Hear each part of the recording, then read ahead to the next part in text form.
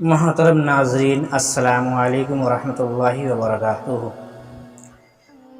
یہ ایک تاریخی حقیقت ہے کہ ہر دور میں جہاں دین کے محافظین پیدا ہوتے رہے اور اس کے برگ و بار کو اپنے خون سے سینچتے رہے، جہاں دین اسلام کے چہرہ کو داغدار بنانے کے لیے کچھ بدتینیت لوگ بھی پیدا ہوئے، ہر دور میں کچھ نہ کچھ فتنے برپا ہوئے، لیکن تاریخ کا ہر ورق شاہد ہے کہ ہمارے حق پرست علماء نے دین کے خلاف اٹھنے والے فتنوں کا سر کچل کر رکھ دیا۔ یہی وجہ ہے کہ مذہب اسلام آج تک محفوظ ہے اور انشاءاللہ قیامت تک محفوظ رہے گا۔ ان فتنوں کو پیدا کرنے والا فنا کے گھاٹ اتر گئے اور کسی کو یہ بھی نہیں معلوم کہ ان کی راکھ اڑ کر کس شمشان گھاٹ میں پڑی ہوئی ہے، لیکن مذہب اسلام کو اپنے خون سے سینچنے والے، مذہب اسلام کی حفاظت کرنے والے آج تک لوگوں کے دلوں پر حکومت کر رہے ہیں۔ انہی دین کے محافظوں میں سے ایک وہ بابرکت ہستی بھی ہے جنہیں عوام خاص مجدد دین و ملت اعلی حضرت فاضل بریلوی رحمۃ اللہ علیہ کے نام سے جانتی ہے، جنہوں نے ہندوستان میں دین اسلام کی ٹمٹماتی شمع کو اپنے خون جگر سے زندگی دی۔ آپ ذرا غور کریں تو معلوم ہوگا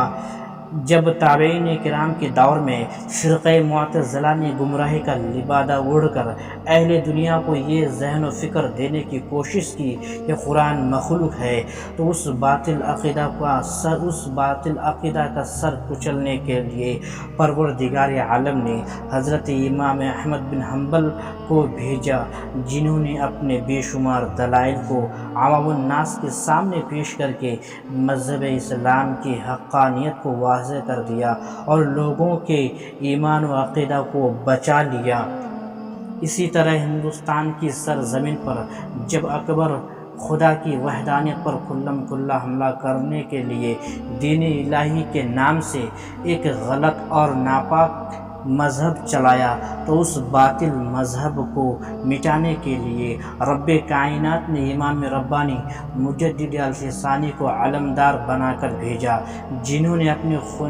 اپنے حق گوئی سے ایوان باطل کی اینٹ سے اینٹ بجا دی۔ نام نہاد دین الہی کی بنیاد ہمیشہ کے لیے اکھاڑ کر پھینک دیا، اور زمانہ گزرتا گیا، یہاں تک کہ وہ زمانہ آ گیا جب تن کے گورے من کے کالے انگریزوں نے یہودی سازش کی بنیاد پر مسلمانوں کے اتحاد کو توڑنے کے لیے، ان کے دلوں سے عشق رسول کا چراغ بجھانے کے لیے، محبت اہل بیت کو مٹانے کے لیے، ان کے دلوں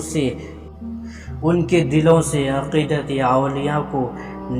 نکالنے کے لیے کچھ ایمان فروش علماء کے ناپاک ہاتھوں میں بڑی بڑی رقمیں تھما دیا تھا اور ان کے ذریعے برے عقائد پھیلائے جا رہے تھے۔ اس وقت بر صغیر میں 100 سے زیادہ فتنے مسلمانوں کے عقیدے کو بگاڑنے کے لیے جنم لے چکے تھے۔ بے شمار ناپاک کتابوں کے ذریعے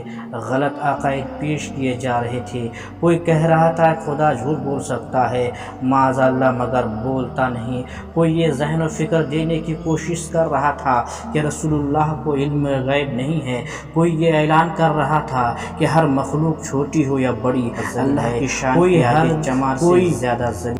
بزرگوں کے قبروں کو مٹی کا ڈھیر بتا رہا تھا، ان کے چوکھٹوں کو اکھاڑ کر پھینکا جا رہا تھا، ان کے مقدس مزاروں کی چادریں چھینی جا رہی تھی۔ ان فتنوں میں سب سے بھیانک فتنہ یہ تھا کہ دہلی کی جامع مسجد میں ہندوستان کے لیڈر گاندھی کو لے جا کر تقریر کروائی گئی تھی اور یہ کہا گیا کہ اگر نبوت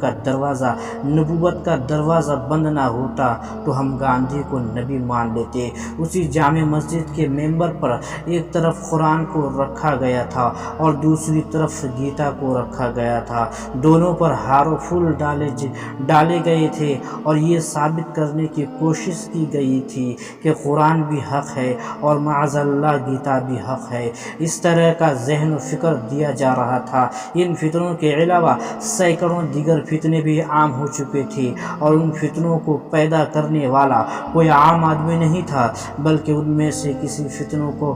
فتنہ کو پیدا کرنے والا کوئی مولوی تھا، کسی فتنہ کا بانی کوئی پیر زادہ تھا، کسی فتنہ کا موجد کوئی سائنسداں تھا، کسی فتنہ کا واجح کوئی سیاسی لیڈر تھا، کسی فتنہ کا ناشر کوئی سجادہ نشیں تھا، کسی فتنہ کا حامی وہ شخص تھا جو وقت کا امام کہلاتا تھا۔ پورے ملک کی فضا غبار آلود ہو چکی تھی، ہر طرف سے مذہب اسلام کو داغدار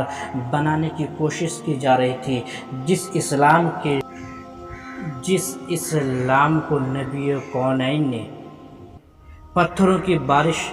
برداشت کی، ہندوستان کی سرزمین پر اس کو مٹانے کی کوشش کی جا رہی تھی، جس اسلام کی حفاظت کے لیے سیدنا صدیق اکبر نے اپنے لاغر جسم کو ڈھال بنائے رکھا تھا، اسی کی صورت کو مسخ کیا جا رہا تھا،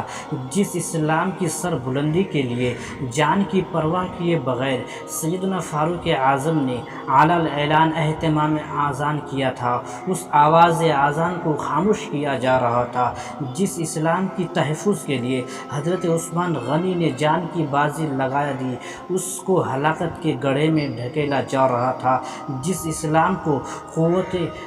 خیبر شکن نے زندگی دی تھی اسے فنا کیا جا رہا تھا۔ ہندوستان کے مسلمان خون کے آنسو رو رہے تھے، اہل بصیرت چیخ رہے تھے، روح اسلام کفر کے شکنجے میں جکڑی ہوئی فرفڑا رہی تھی، ہندوستان کے مسلمان رو رو کے دعا کر رہے تھے کہ پروردگار کسی وارث نبی کو بھیج دے جو محمدی کچھار کا شیر بن کر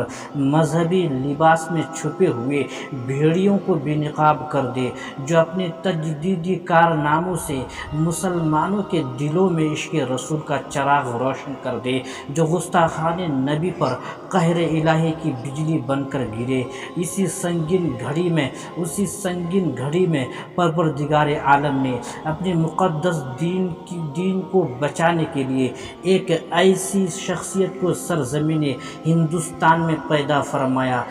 جو ان تمام اوصاف سے مزین تھے، جنہیں آج دنیا اعلیٰ حضرت امام احمد رضا کے نام سے یاد کرتی ہے۔ ہندوستان کی تاریخ گواہ ہے کہ اعلیٰ حضرت نے تنہا ان تمام باطل قوتوں کا مقابلہ کیا۔ امام احمد رضا نے جب قلم چلانا شروع کیا تو چار جانب سے دشمنوں کے سارے حملوں کا جواب دیا، ناموس رسالت پہ